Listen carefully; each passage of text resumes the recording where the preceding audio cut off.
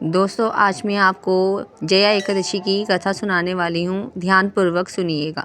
अर्जुन ने भगवान श्री कृष्ण से प्रश्न करते हैं कि हे भगवान, अब कृपा कर आप मुझे माघ माह के शुक्ल पक्ष की एकादशी का क्या महत्व है, विस्तार पूर्वक बताएं। माघ शुक्ल पक्ष की एकादशी में किस देवता की पूजा करनी चाहिए तथा इस एकादशी व्रत की कथा क्या है, उसके करने से किस फल की प्राप्ति होती है, शीघ्र ही बताएं। भगवान श्री कृष्ण कहते हैं, माघ माह के शुक्ल पक्ष की एकादशी को जया एकादशी कहते हैं। भगवान कृष्ण ने कहा कि ये तिथि पापों को हरने वाली है। इस एकादशी का व्रत करने पर मनुष्य को कभी प्रेत योनि में नहीं जाना पड़ता। इसकी कहानी इस प्रकार है। एक समय की बात है, स्वर्गलोक में देवराज इंद्र राज्य करते थे। देवगण परिजात विषयों से भरे हुए नंदन वन में एक बार अप्सराओं के साथ घूम रहे थे। नंदन वन में उत्सव का आयोजन हो रहा था। इसमें देवता, ऋषि, मुनि सभी मौजूद थे। उस समय गंधर्व गा रहे थे तथा गंधर्व कन्याएं नृत्य कर रही थी। इंद्र गंधर्वों के नृत्य का आनंद ले रहे थे।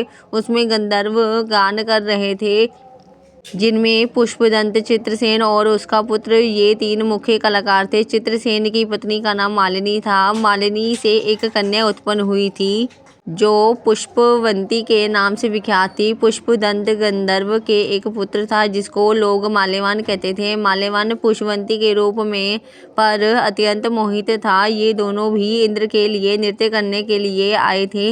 इन दोनों का गान हो रहा था। इसके साथ अप्सराएं भी थी।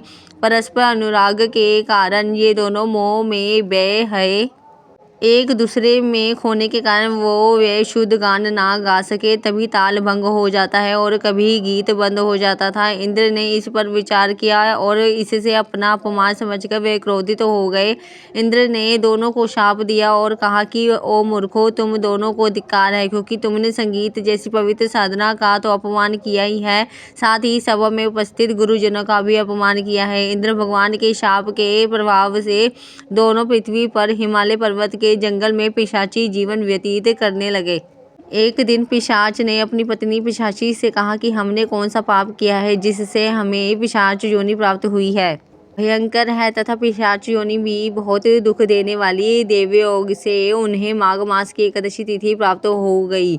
उस दिन उन दोनों ने सब प्रकार के आहार त्याग दिए, जलपान तक नहीं किया, किसी जीव की हिंसा नहीं की, यहाँ तक कि फल भी नहीं खाया। इससे दुखी होकर वो दोनों एक पीपल के पेड़ के पास बैठ गए।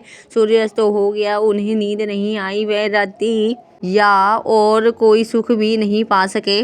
सूर्य उदय हुआ, द्वादशी का दिन आया। उन पिशाचों के द्वारा जया के उत्तम व्रत का पालन हो गया। उन्होंने रात में जागरण भी किया था। उस व्रत के प्रभाव से तथा भगवान विष्णु की से उन दोनों की पिशाचता दूर हो गई। पुष्पवती और माल्यवान अपने पूर्व रूप में आ गए। वे दोनों मनोहर रूप धारण करके विमान पर बैठे और स्वर्गलोक में चले गए। वहां देवराज इंद्र के सामने जाकर दोनों ने बड़ी प्रसन्नता के साथ उन्हें प्रणाम किया। माल्यवान बताया कि भगवान वासुदेव की कृपा और जया एकादशी व्रत से हमारे पिशाच दूर हुई है। इंद्र ने कहा कि तो अब तुम दोनों मेरे कहने से सुधा पान करो। जो लोग एकादशी के व्रत में तत्पर और भगवान श्री कृष्ण के शरणागत होते हैं वे हमारे भी पूजनीय हैं। भगवान श्री कृष्ण कहते हैं कि इसलिए सभी का एकादशी का व्रत करना चाहिए। ये एकादशी ब्रह्म हत्या का पाप भी दूर करने वाली है। इस महात्म्य पढ़ने और सुनने से अग्निहोत्रम यज्ञ का फल मिलता है। इस प्रकार एकादशी व्रत करने से सभी का जीवन उत्तम होता है। बोलो विष्णु भगवान की जय।